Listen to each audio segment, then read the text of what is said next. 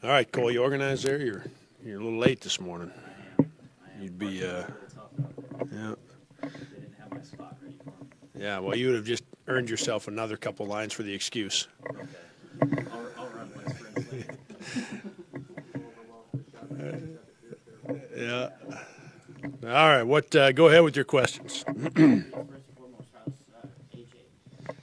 Yeah, he's doing good. Saw him this morning and said he feels good. Said he's not in pain as walking around, just generally. So we'll see how he's doing at practice. Most likely we'll be wearing a mask for whether it's the short term or the entire rest of the season. Like some of that will still be determined, but most likely he'll have a mask on Thursday. Bo was in good spirits this morning, and I think one of the things. A couple of things. One is his breathing through his nose still normal, and the answer to that is yes. It's pretty close to normal. He isn't having any trouble breathing through his nose. That's good. And then, like I said, just the pain. If he's just standing, sitting, walking around, if he's in pain, and he's not. So those two things are good. That'll just be a matter of having a mask on for the first time and getting through that here before we get ready for Thursday. Don't anticipate missing any playing time, right? No. Nope. Has he worn the mask before? He has not. No, this will be the first time. Have you had a player be in that situation or play with a player that wore a mask and know how they talk how maybe it affects them or? Yeah, I'm guessing we have. It seems I don't remember who it is, Gare, but it seems like we've had somebody that's had to wear a mask, and I don't remember what they said about it. No, it's been a little while for sure. I don't remember it in the last 4 or 5 years. No. Indiana State on Thursday. Does it help a little bit to have maybe an extra day for that one after that game on Saturday night and getting back to normal Sunday morning?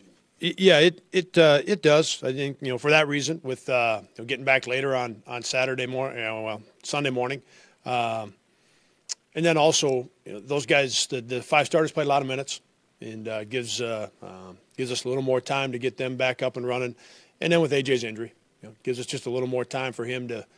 You got an extra day for him to get comfortable with wearing a mask and hopefully feeling a little bit better as we get toward that point. And Indiana seem to be up and down, playing great, and then what do they look like now this late in the season? Yeah, so they're Christian Williams moved into the starting lineup 6 or 7 games ago, and that's been really good for their group. So now you got Barnes, Key, and Williams in that backcourt. You've got 2 seniors and a junior, and Williams was really good in our game here. I thought he was good at both ends. He's been known more as a guy who's higher end defensively, but I thought he was really good at both ends in our game. Yesterday in the Missouri State game, he played well at the offensive end. So he's the guy that they would put on AJ, and he's got size at 6'5", 6'6", and he's long and did a good job on AJ here. So I would anticipate that matchup. But he's been better offensively than what he was in the non-conference, and he's he provides a lot of punch for him. He's fast with the ball in transition. Gives him another ball handler to go along with Barnes and Key. Frees those 2 guys up just a little bit to do some things off the ball as well. So that backcourt is it's older, it's experienced, and really good at both ends. And then the 2 freshmen have continued to play well. They've stuck with those 2 freshmen in the starting lineup inside, and those guys are having really good freshman years. And their bench has still got some punch on it. Cooper Neese was starting for him early. He can come off the bench now, and a guy that makes threes. Kessinger's a senior. Give those freshmen in that rotation with those freshmen inside. So they got good punch off their bench still. A lot of teams, they just seem to be a lot better at home. Is that just college basketball, the home court, or is there something special for them at home? I don't know. I remember if it was a year or 2 or 3 years ago talking about how the home court had gone away a little bit because of all the AAU basketball that gets played. These guys, they grow up now traveling. They're staying in hotels and doing a lot of traveling and playing against everybody in the country. And this year seems to be back to what it used to be 20 years ago, where the home teams won all the time.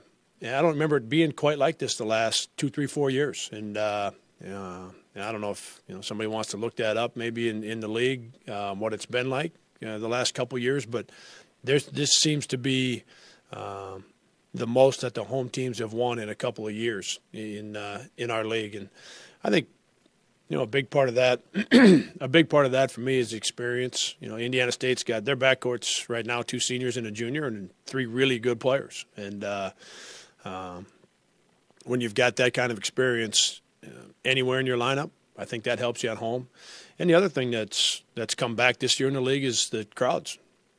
Yeah, I mean it's noticeably different at a number of the places in our league. We've had our biggest crowds this year.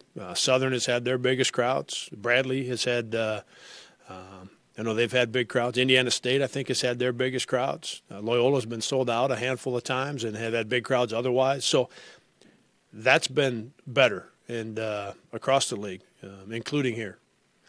So I think you add those things up. You got some experienced guys. For the most part, coaches that have been in their jobs for a long time, and crowds that are better than what they've been the last couple of years, and makes it tough. Your last trip to Terre Haute got off to a rough start, never really able to right the ship. Coming off a game against Loyola where you got off to a tough start and were able to correct things, do you feel like there's a little more maturity within this team and some progress that you saw out of that? Yeah, I mean, these guys have handled themselves well. That when adversity has hit us this year, West Virginia, we were able to stay strong against South Carolina and get that done. With the game at Illinois State, the game at Southern, coming back after that and being able to get things going for a couple weeks, and then getting behind in the Loyola game to be able to dig in and get close at half and take the lead in the second half. So this group has responded well when we've been in that situation. I guess the preference would be to get off to a better start. Against Drake and Illinois State here at home, we didn't get off to a great start in either one of those 2 games. And then the Loyola one that we're talking about, we weren't close, down 28-12. So, and I look at that more from my standpoint, our staff standpoint, making sure that I think the guys have continue to do a terrific job in terms of putting the plan together. I've just got to make sure that the 1, 2, or 3 things that could go either way a little bit. Okay, we're going to do this or we're going to do that. And it might just be one thing for Thursday. It might be 2. It might be 3 that we got to make a decision on as to how we start the game. I got to make sure it's exactly right and give our guys the best opportunity to start the game in a good place. It seems like your offense obviously has been really good this year. One of the nation's best when you look at efficiency and all that. But, in the Loyola game in particular, it looked like there was just some confusion on some of the passes. And to be at the season and have those types of turnovers early in the game, how frustrating does that get? Yeah, it was. And really frustrating for the guys. As coaches, there's some frustration there. But it's more important to me that, how the guys see it and how they feel. And there was I know that start to the game with the turnover. So Trey and Spence were standing on the sideline, right? And that, whether it's it's too late in the year to be standing on the sideline. And JD had a catch at the top, and there was pressure underneath. We knew that guy was going to be there, and he turned and passed it right into a defender's hands instead of turning, letting him come down. We had an open shooter on the sideline. There was 1 or 2 more of those first 7 turnovers. There were 4 or 5. To your point, we had both guys cut off that sideline, and AJ threw a skip pass that went out of bounds instead of doing an open 3-point shooter. So the 4 that I've talked about, Spencer and Trey were going to shoot open 3s. They were on the sideline. We were going to shoot another open 3 on the one that JD got deflected, and we were going to shoot another open 3 on the one that both guys cut, and one's supposed to cut, one's supposed to stay. So we were going to shoot 4 open 3s, and we're within just a thin line of shooting 4 open 3s. Instead, they're 4 turnovers. 2 of them are dead ball, but 2 of them are live ball, or 3 of them are dead ball, I guess. So I'm not as concerned about it being, I guess, Nick, late in the year, and we shouldn't be doing that because we haven't done that. What I just described a lot. Now, when those have popped up, that's hurt us. The start to Loyola. The last 5 minutes, we had a couple turnovers that hurt us in a stretch. the game at Southern, the game at Illinois State, right? The times where our offense hasn't done as much or our defensive numbers haven't been as good, it's because we've turned it over. And those turnovers have resulted in them running down and scoring before our defense is even back there. So that part of our game has jumped up and bit us a couple times. And then we've gone 5-6 games where no problem, right? It's just the ones when it jumps up and gets us, that makes it tough. Yeah. But these guys have shown, sorry, Cole, I was just going to say, these guys have shown they can go 5-6 games without being any problem at all, right? So we got to tighten that up, right? It's got to be something that we take care of. But they've shown they can do it for long stretches. Going back to the Loyola game, you touched on already the minutes that the starters played. What factors went into your rotation? Yeah, getting down 28-12. That was it. And then once we got it close at half and took the lead in the second half, that group was playing well, and it felt like we had figured out what we got to get done and how things are going to work and where we're going to get our shots, and our rotations were good. Like at that point, it gets to be for guys that haven't played. Now you're 25 to 28 minutes into the game, and as much as I trust Ty and Antoine and Noah and JD, like they've helped us win games. And Ty's a big part is with his experience and JD with his. But you get 25 to 28 minutes into a game and you haven't really played many possessions. That's a tough time when everyone on the other team has been in there for 25 to 28 minutes and they've got everything going that they need. It's just so we got out of whack when we got down 28-12. That was really it. And when you're in that situation, at what point in a game do you maybe transition from calling your timeouts from maybe a mistake you saw on the floor that you want to address to, hey, my starters are playing a lot. We probably should call a timeout maybe just because we need to get some rest.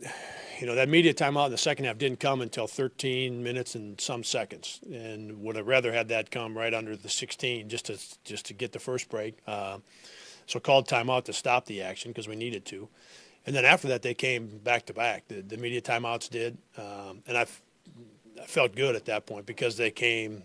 We were in a timeout, then we got back-to-back media timeouts, and then I think I used maybe another one. So at that point, I felt pretty good about where the guys were. I felt like we were fine then after that point. Just another question I wanted to ask today. I'm going to ask Kyle and AJ about it too, but AJ's shot form is certainly unique. You don't see guys shoot the ball with form like AJ does. He gets it high above his head. Yep. Obviously, there's benefits to that. What do you know about how that shot form came to be for AJ? Because a 9-year-old isn't taught to put the ball over his head like that and shoot it.